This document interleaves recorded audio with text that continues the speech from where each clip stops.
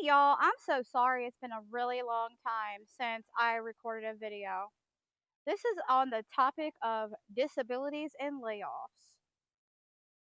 A lot of disabilities are still stigmatized in this day and age, especially blindness, deafness. I mean, pretty much everything, really, unless it's an invisible disability. You can go by and fake it till you make it type deal.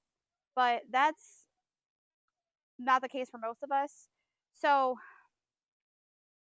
a lot of people are impacted by layoffs, especially if you were a federal worker, especially if you were a federal worker.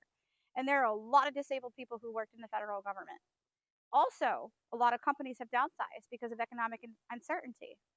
So, what do you do? If you were disabled and you had a good job, what do you do? Because you still have a bill to pay, you still have a home that you're likely paying for, whether you own or you're renting. And Social Security disability doesn't cover most mortgages and rents these days. And you're going to have a heck of a time trying to get in low income housing. Why would you want to do that if you already got your place, right? So, what do? You're already going to have challenges getting a job because people are amazed when you're disabled that you can wipe your own butt. Like, you could tell them, like, hey, I can wipe my own butt. And they're like, oh my God, that's so cool. You can really wipe your butt by yourself. That's so amazing. And if people get excited about that, which I have encountered this a lot, and so have a lot of other disabled people, you're going to have a really hard time getting a job, especially if a person doesn't understand how disabled people live every day. I mean, the unemployment rate for people with disabilities in this country and even around the world is a lot higher than those without disabilities. So, what do? You've been laid off. You got to still pay the bills. You can't pay with your looks. You certainly can't beg on the corner for charity every day. That's not practical. So, what do? You freelance, right? There are a lot of things you can do. You could still take control of your life. You don't have to let somebody's ignorance be your barrier. Easier said than done, you might say, but it's definitely something you can do. Um, One thing, get on a freelance website. Upwork.com is fairly accessible.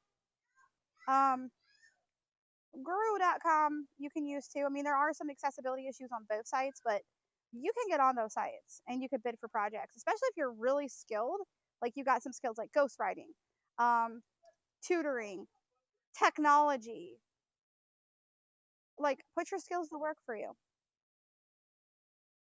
I also recommend that you join the Facebook. It's a group on Facebook about accessibility, jobs, and careers. I'm going to include the link to that in the description because it's a gold mine of opportunities in there. It's run by Accessibility Fund, and it's super amazing. Especially if you want to work in the accessibility field, I highly recommend that you check out that group. Also, um, if you have skills with writing, get on writing websites. There are several. Reddit also has a lot of freelance opportunities. You know, there's some subthreads like freelance for hire and things of that nature. You can definitely get out there and make it happen. Now, you'll have to really sell yourself because it's really competitive. And I'm going to make these a bite sized series because I know a lot of people are impacted by layoffs and economic uncertainty right now. And I really want to help folks, especially my fellow disabled people, because it's a lot harder for us. I mean, other typical people could go in and walk in and get a job. Maybe it might not be the most ideal job, but they're not going to have to face the barriers that we do of convincing people that we can, do more than just wipe our butt by ourselves, right? And also get out there and network. Do a lot of networking. If you're healthy enough and you can do it, like you don't have chronic illness barriers that are making it impossible for you to travel, get out there and network. Get out there and, you know, go to your chamber of commerce meetings. Tell them what you can do. Let other business owners know in your area what kind of services you can offer. If you have a shed, you can even rent storage space, right? To people, you can rent storage space in your shed. And you can actually turn that into an income especially if you have space on your property. I mean, there's so many things you can do. You don't have to allow people's ignorance to define you because you know what you're capable of, you know what you're made of. I'm going to, like I said, I'm going to turn this into a bite sized series. I'm not going to make these videos very long because I don't want folks to get bored. And I just want you to be able to take it all in, especially if you're overwhelmed by what you're going to do.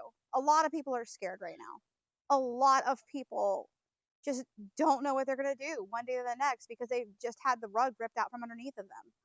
But I just want to let you guys know you're not alone. And I'm going to do everything in my power to help you so that you can maintain that stability. You can take care of your family and enjoy the quality of life that you deserve. I love you guys. And if you guys have any tips, if you guys know of anything, feel free to drop some things in the comments. Let's help each other, man. We got to pull together. You know, it's not every man for themselves. We can't live like that. We can't be like that. You got to help one another. We got to be there. Lift each other up. All right.